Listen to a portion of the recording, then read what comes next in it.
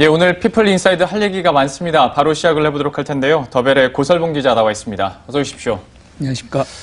조현민 전무에 대한 이야기들 해봐야 될 것 같은데 어디서부터 시작을 해야 될지 모르겠습니다. 가장 최신 뉴스부터 한번 여쭤보도록 하면 경찰이 이제 조현민 전무에 대해서 피의자 입건을 하고 출국 정지 신청을 했죠?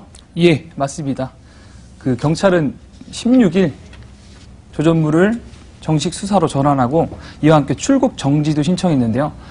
통상 이제 내국인의 경우에 출국 금지 조치를 하는데요. 네. 그러니까 외국인일 때는 출국 정지 조치를 합니다. 예. 조 전무는 84년생인데 하와이에서 출생했습니다. 그래서 미국 시민권자로 돼 있습니다. 네. 강서경찰서에서 지금 사건을 다루고 있는데요. 16일 강서경찰서는 서울 강서구 대한항공 본사에서 발생한 폭행 의혹과 관련해가지고 당시 대한항공 본사에서 개최된 회의 참석자들의 진술을 청취한 결과 대한항공 조 전무가 회의 참석자들을 향해 음료를 뿌렸다는 진술을 확인했습니다. 이에 따라서 당사자인 조 전무를 피해자로 입건하고 수사로 전환하기로 결정했다고 이렇게 밝혔습니다. 그러니까 이것도 사실 사건 발생 이후에 해외를 갔다가 돌아오는 길에서 기자들에게 말하기로는 물은 뿌리진 않았고 네. 밀쳤다 네. 정도 얘기를 했는데 오히려 회의 참석자들의 진술이 네네. 물컵을 던졌다라고까지 현재 나온 상황이고요. 예, 때문에 맞습니다. 출국 정지 신청이 나왔는데 예.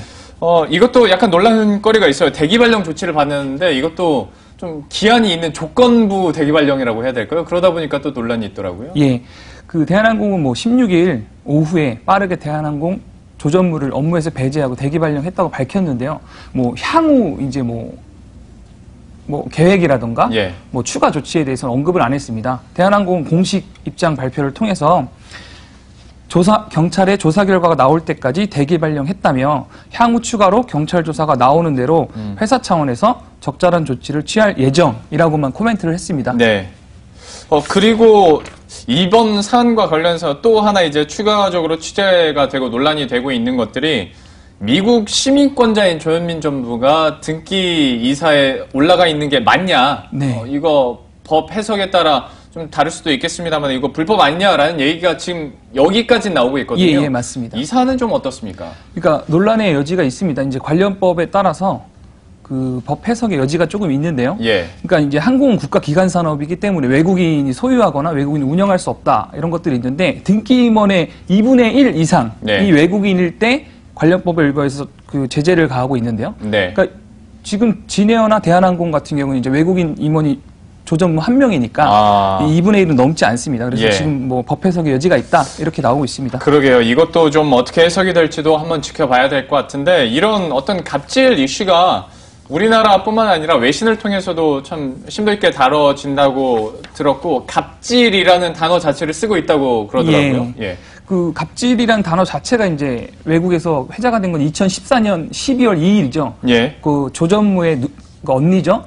조연아 대한항공 사장이 당시에 땅콩해양 사건으로 무리를 일으켰을 때 외국에 이제 갑질이란 단어가 등장하면서 되게 논란이 됐었는데 이번에도 뉴욕타임즈가 14일 현지 시각 보도를 하면서 이 갑질 논란에 대해서 되게 깊이 있게 다뤘습니다. 예.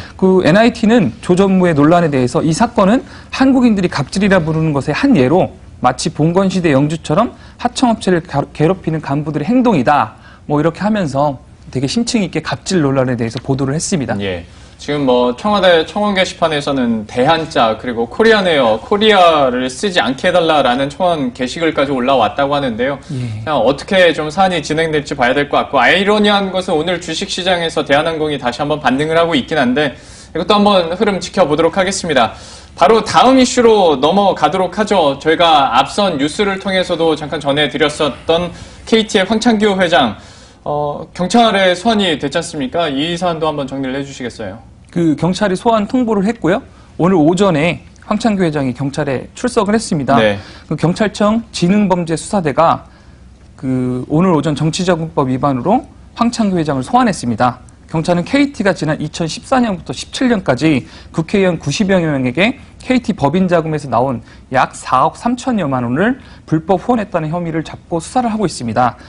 이에 대해서 KT 측은 조사에 성실히 임하겠다라면서 입장을 밝혔는데요. KT 관계자는 경찰 측의 황창규 회장 소환 결정 발표 직후인 지난 16일에 경찰 수사 중인 사안이라 따로 말할 것은 없다. 기존처럼 조사에 성실히 임할 것이라고 이제 원론적인 답변만 내놨습니다. 그 이번에 소환된 그 혐의에 대해서 좀 짤막하게 설명을 해주시겠어요? 그 가장 핵심이 되는 거는 일명 상품권 깡으로 불리죠. 그렇죠. 예. 법인카드로 상품권을 구매한 후에 다시 이걸 현금으로 바꿔가지고 국회 미방위 소속 여야 의원들에게 정치자금으로 제공했다. 그리고 또 논란이 되는 건 KT가 인터넷 전문은행인 K뱅크의 주요 주주가 되면서 미방위뿐만이 아니라 국회 정무위원회에도 같은 방식으로 기부금을 냈다. 예. 경찰이 이걸 포착하고 불법 정치자금 후원이다 이렇게 보고 있습니다. 상품권 깡 그리고 정치자금으로 유입된다라는 거는 글쎄요, 공공연히까지는 아니더라도 얘기는 많이 해왔었던 건데 이제 실체가 진짜 드러나고 있는 거고, 실제 구속 가능성에 대해서는 좀 어떻습니까? KT는 황 회장도 그렇고 KT도 그렇고 구속 가능성은 없다 이런 입장인데요. 예. 앞서 지난 1일에 경찰이 KT 분당 본사랑 광화문 사옥을 압수수색했는데요. 이거에 대해서 의외로 황창규 회장이 당시에 되게 담담한 모습을 보여서 증거가 없는 거 아니냐, 예. 혐의를 입증할 수 없지 않냐, 이런 쪽으로 조금 흐르고 있는 것 같습니다. 그 KT 한 관계자는 16일 경찰이 수사 중인 사안이라는 말을 아끼면서도 황 회장은 KT의 잘못된 여러 관행들을 수술대에 올린 인물이라며 대답을 대신했고요. 또 다른 관계자도 정황 논리만 있을 뿐 물증은 없는 것으로 안다 이렇게 말하면서 경찰이 혐의 입증을 못할 것이다. 예. 이런 쪽의 자신감도 살짝 엿보이는 것 같습니다.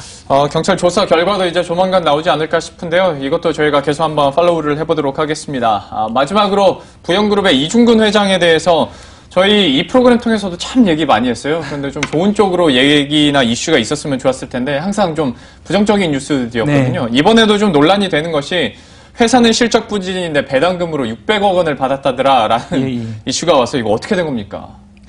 지난해 10명의 기업인이 비상장 법인으로부터 100억 원 이상의 배당금을 받은 것으로 나타냈는데요. 이 중에서 이중근 회장이 약 600억 원을 수수하면서 1위를 기록했습니다. 예. 16일 재벌닷컴과 금융감독원에 따르면 지난해 100억 원 이상의 비상장 법인으로부터 배당금을 받은 10명의 배당금 총액은 약 2,327억 원으로 기록됐는데요. 2016년 동일한 집계보다 50% 이상 늘어난 수치입니다. 예. 근데 단연 이중근 회장이 1위로 599억 6천만 원의 배당금을 받았습니다. 600억 원 딱 맞춘 건데 이중근 회장 얘기만 하기는 좀 이분이 억울할 수 있으니까 100억 원 이상 배당금을 받은 다른 기업 대표들 잠깐 좀 얘기를 해주고 마치도록 하죠. 예. 2위는 최은학 연호전자 회장 아들인 최성욱 동은 PF 대표이사인데요. 예. 비상장 주식 보유로 약 400억 원 정도의 배당금을 받았습니다. 네. 최 대표는 지분 100%를 보유한 전자부품 제조업체인 연호 MS와 여객 자동차 터미널 운영업체인 동은 PF에서 각각 300억 원과 100억 원의 배당금을 받았습니다. 2위는 신창재 교보생명그룹 회장인데요. 지분 33.78%를 보유한 교보생명보험에서 346억 3천만 원의 배당금을 수령했습니다. 4위는 앞서 2위를 차지한 최성욱 동은 PF 대표의 아버지 최연학 연호전자 회장으로서요. 지분 70%를 보유한 연호전자에서 210억 원의 배당금을 받았습니다. 예. 5위까지 말씀드리겠는데 5위는 권혁빈 스마일게이트 회장으로요. 지분 100%를 보유한 스마일게이트 홀딩스에서 149억 1천만 원의 배당금을 챙겼습니다. 알겠습니다. 배당금 이슈까지 저희가 함께 다뤄봤네요. 지금까지 더벨의 고설봉 기자와 함께했습니다. 오늘 말씀 고맙습니다. 참 하다 보면 씁쓸한 이슈들이 많죠. 이런 것이 또 주식시장에 어떤 영향력을 미치게 될지도 계속 저희가 따라가면서 여러분들에게 새로운 전략으로 업데이트를 시켜드리도록 하겠습니다. 식사 맛있게 하시고요. 저희들은 내일 이 시간에 또 핫한 이슈들 들고 다시 찾아뵙도록 하겠습니다. 시청해주신 여러분 고맙습니다.